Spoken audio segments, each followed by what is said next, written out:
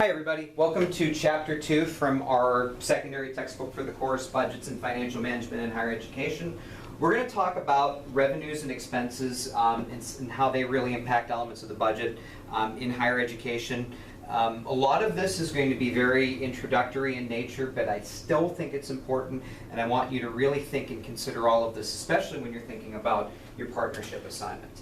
So this chapter is the bridge between 1 and 3. 1 was our foundational chapter, and 3 is going to give you the real application. This chapter is going to tell you the different things that apply and the kind of things that I want you to think about in your projects. 4, which is the management of the budget style, is probably the most important chapter, I would argue, in the textbook. But one of the things that I think this chapter does is this introduces those concepts so you understand how it relates to the actual management and application that you'll find in Chapter 3. So, obviously in education, anytime that we talk about money, we have to talk about it in terms of what a revenue is and what an expense is. I think that's a no-brainer. We all know what a revenue is and what an expense is. But you need to understand that revenues in higher education, depending on the institution, can be funneled, can be given to different elements, and that can cause some challenges as well. Things like grants. Grants can only be gone for one or two things, for specific purposes. I'm working on writing a $2 million grant right now, and one of the things that's directly specified in the grant is that I can only use the money that I'm going to get for 2 months of my salary for the next 2 years. If I get the grant, I get an extra 2 months salary will be. But I also have to use it to fund 3 graduate students. Well, that creates a challenge as well because I have to find 3 graduate students, and if I don't find them, then I can't use the grant money. But you'll find that revenues and money that comes into public and private education is interesting because you're kind of handcuffed sometimes on what you can use it for, what you can spend it on, and we'll kind of talk about that a little bit during today's lecture.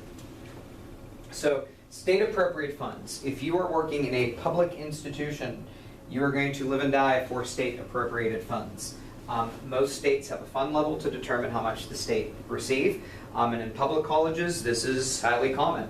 In the private sector, the state only gives funds that represent state priorities and interests. So for private colleges, they're not going to get the funding that your public colleges are to keep enrollment up and to work with enrollment numbers. And the example that I provide here that's true, the state is spending a ton of money on STEM education and special education in public and private sectors, but that money is state appropriated and has to go for those specific dimensions. So keep that in mind. So tuition makes money in the private sector. Students don't go to school, the school doesn't make money. Public tuition is being used more and more for funding as well, but public institutions, the governing board really has to agree to the tuition costs and decide what they are. Private institutions, yes, but that can also change as well as we're looking at different pieces that come into play with that. So the governing board does it in private institutions exclusively and solely based on competition. If a smart private institution does it correctly, they're going to look at what the other private institutions are charging, and they're going to pay and fund accordingly. Prior to 2000, private institutions only worried about competition with each other. They were not worried about competition with public schools. What Florida Southern was doing was a million times different than what UCF was doing. Same with Stetson, same with University of Florida. But now we're in a position where we're worried where private institutions are competing for money with public schools too. So we get into this issue and we get into this problem where private schools not only have to be cognizant of what their tuition costs are, but they have to look at what the public school is doing too. And most of the time, it's going to be cheaper at the public school. So that creates a balance and that creates a challenge as well. So the mandatory student fees. This is a great way to obtain revenue without raising tuition at institutions. I'm sure some of you look at your bill and say, wow, I'm paying $36 a semester for the college newspaper that I've never picked up and I've never used. Welcome to the world of mandatory student fees.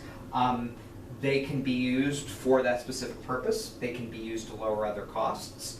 The problem is they need to be transparent on what that money is going for. I myself, working at a public institution, if I'm being told that I have a $300 technology fee per class that I take, and I'm taking 2 or 3 classes as an undergrad, or we'll say 5, $1,500 of my tuition is going to a technology fee, well, I want to see where that money's going. I want to see if I'm getting a top-notch Wi-Fi network. I want to see if I have access to laptops and different technologies that I can use to improve my teaching practice. So keep that in mind. You have to be transparent, and you've heard me say transparent a million times in this class, but think about what those fees are used for. Then you have the endowment income. This is money that's given really to support private institutions. People graduate from a private institution, they come into money, they're passionate about the institution, and they decide they're going to set up an endowment. That allows special interests to be spent, facilities to be improved. You can build a new building on your campus and call it, the Shaquille O'Neal Public Library or something like that if he was giving an endowment. But they're good security blankets, and you worry because endowments across the United States have been reduced significantly, and you're going to hear the magical year of 2008 anytime we talk about education. 2008 kind of changed the game in how spending goes, and we're finally getting back up to the levels that we were at then. And endowments went away in the late, 2007, 2008, 2009, and we're finally starting to get them back now. But it costs the colleges a lot of stability. So what are special student fees? Some are service fees and some are one-time fees. One-time fees are things like if you're going to go study abroad, if there are commencement fees, if there are freshman orientation. Service fees can be medical fees, psychological services, athletic fees, things that you only pay for if you actually use the facilities. Some institutions, Oklahoma State for example, we all pay an athletic fee. As an employee, I pay an athletic fee. I'm not going to use the facilities, but I have the option to, so I have to pay it. So for me, that's a fixed cost. It's not a variable cost. So gifts. Let's talk about the different types of gifts. Private institutions, you need gifts. Public institutions, they help. But if you are a private school, you better be relying on gifts, and you better be getting good gifts in. And a lot of them come from annual giving, long-term campaigns, and short-term campaigns. So you'll get emails and you'll get nice little packets in the mail that talk about annual giving. As you graduate and as you finish, if you enter a highly prominent and lucrative role, you will start getting recruitment calls where people will say, we want you to give to our school and we want you to give to our donor boards. Institutions hope that gifts aren't dedicated. If you dedicate a gift, for instance, if my first master's degree was from Robert Morris, if I dedicated $100,000 and I said, I'm dedicating this annual gift to Robert Morris, and I'm going to give it every year to a student that entered high school, that came to Robert Morris with a GPA of 2.0 or less and has improved as they've come to Robert Morris. Well, then Robert Morris can't take that gift and distribute it, to one place or another. They have to do what I dedicated the gift for. So that's important. Long-term campaigns. One of the things that this counts for is endowed chairs and endowed professorships. I'm learning, we had a handful of them, but where I'm at right now at Oklahoma State, there were a lot of endowed chairs and endowed professorships, meaning that it's a gift that pays for the professor. So you are investing a gift in a person, you're paying for that person, and the chair position goes to that person. But it might be a gift, but it might cost the institution more than it makes. For instance, if you paid for an endowed gift on somebody that was ready to retire and you hired them as faculty, and that endowed gift granted them automatic tenure, you might have to reserve space for them. That's a fixed operating cost because now you have to give them an office and they're going to retire anyway. You might have to pay their benefits for a certain amount of time when they retire. That cost isn't included in the endowment. So think about it before you accept or give an endowed gift, and I think that's important.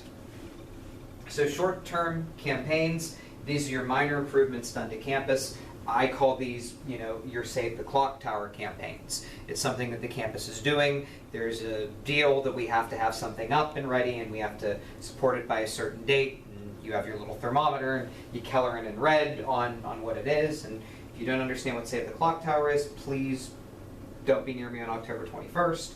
If you're doing anything on October 21st, 2015, there's only one thing that you should be doing. You should know what you should be doing on that day. So grants and contracts. Research is supported by grants and contracts. You know, if I want this research that I'm doing on succession planning to go farther, I need to supply it with grants and contracts. I need a grant to continue the work. The grant can also be used for facilities costs as well. There are things that are term limit contracts and term limit arrangements and projects. We looked at doing a partnership with another institution in another state that offered the EDS degree, but not the EDD degree. We were going to accept all of the EDS students for a one-time partnership, and this institution was going to pay for us to take those students on. However, when it came down to it, the whole finishing your dissertation thing turned out to be kind of a problem. So when you're looking at your partnership paper, I really want you to think about term limit arrangements used for those specific types of projects as well. So auxiliary services, really, we're going to talk about this a lot in terms of higher ed and not much in K-12, because these are things that are operating on their own. And things that really are making their own type of money, that receive certain amount of funding from the institution or for gifts or from revenue streams as well. But there's an entire chapter in the text devoted to it, and I think it's an important chapter. So, special program, really these are one-time things. These are department-sponsored conferences. If there's a reoccurring program that occurs every summer that sometimes has higher enrollment than normal, you should use reserve funds to help these programs. It's really what our authors suggest, and it's something that I think as well. If you fund these too much, that can be a problem, and then you have to decide whether or not you continue and want to grow the program as well. So in public and private institution services such as bookstores, food service, custodial service, vending machines, and washers and dryers are outsourced. We've seen quite a bit of this in our institutional arrangements that we have. A lot of the times there'll be funds that come through and then they end up going away, or sometimes a lot of funds are given to the contracted services. What I found most of the time in terms of like custodial services, food service, vending machines, the money comes in as a startup, and after it's there as a startup, they kind of wean off on it, and they use the operating income that those sources get as their own revenue stream. A smart institution does that. That doesn't mean it's going to happen, but the smart institution does that. You'll find that legal counsel's involved in this stuff because the institution has to be committed to it, but they have to be responsible without being responsible. It's a slippery slope, it really is. So contracted institutional services, that's a little challenging, and that's a little difficult sometimes. Hospitals. We're going to talk about teaching hospitals. I'm going to talk about hotel and restaurant management later in this class too. But when a university operates a teaching hospital, this is a revenue stream because it's getting the organization money, but if it's done appropriately, the students are involved in the actual operation as well, and it doesn't count as part of the residency. They're learning from those experiences. Oklahoma is huge on this. University of Florida is huge on this for dental. Ohio is all over the place in Ohio. We didn't have much of this in Pennsylvania. University of Pittsburgh is a great medical school, but in all honesty, we have so many qualified doctors that want to be there that we didn't see a lot of this, using it as a teaching stream that it can be, that at least I saw at Ohio State. Pitt, they're top-notch people, and they're there, and they're professionals, and they're not putting the students' hands on a lot of things. But you'll see this too in veterinary medicine as well. But think about what that does for budget and expenses, because you're looking at this money, you're increasing the capabilities of the funds, and you're letting the students earn money as well in the context of the organization. So if you have good students and you recruit good students, they're earning the organization money as well as the faculty. So that's a good source of a revenue stream. So licensing, you can license. If you have a good logo that people want to wear your hat, people want to wear your logo, you can receive some of the profits. I would argue, looking at the state of Florida from an outsider's perspective, I think the University of Florida and Florida State probably win when it comes to licensing their logo and licensing their revenue and using it for royalties for athletics and extracurriculars. I don't think Florida Southern, I don't think Stetson, I don't think UCF, I don't think Seminole State College is making a lot of money off their logos, but we all know University of Florida does, and so does Florida State as well. But hopefully that money is being used appropriately to benefit and improve the system. So church support. This is difficult because in some of these institutions, funding has to go to the church and come from it, as long as you're representing the values of the organization and the values of the church. I interviewed for a faculty position a few years ago at a completely church-funded and supported organization, which I thought was very interesting. And one of the things they stressed to me was that even though I was going to be teaching future school principals, I had to be 100% positive that I was ensuring their values and missions in all of the classes and all the lectures that I did. And I thought that was important as well. So, state capital budgets. State capitals will only do this. They will only pay for facility renovations if it's something that is extremely high in priority. This facility is necessary. This new dental hospital on the campus of Florida State is necessary because it's going to increase the amount of people that are having dental issues, and there's a lack of dentists in the state. Just making that up. But then the state would be likely to fund it. Do not expect this to happen in education. If the state doesn't deem a facility as a high priority, it ain't happening. So this is not one that I would highly expect or think about big time in an educational setting. So federal capital support. If the federal government says, hey, we have a need for this, then the federal government can get involved in it. I have seen this a lot really in Pennsylvania in the form of the 2-and-2 partnership. Federal grants come into community colleges all the time in Pennsylvania because the cost of our tuition is skyrocketing in Pennsylvania. So what has happened is if there are 2-and-2s in place at the university level, so the Edinburghs, the Slippery Rocks, the places like that, they got money by partnering with the community college. Florida's done this more effectively, I think, than Pennsylvania ever has. And trust me, this is not being done in Oklahoma. This is completely ineffective in Oklahoma, and it's killing me that I'm not seeing it here. Florida got this a long time before anybody else did, and they received federal capital support to institutions that had 2-and-2 partnerships. So when you're thinking about partnerships, you're going to see a lot. You're going to see a lot in Florida. So expenditures.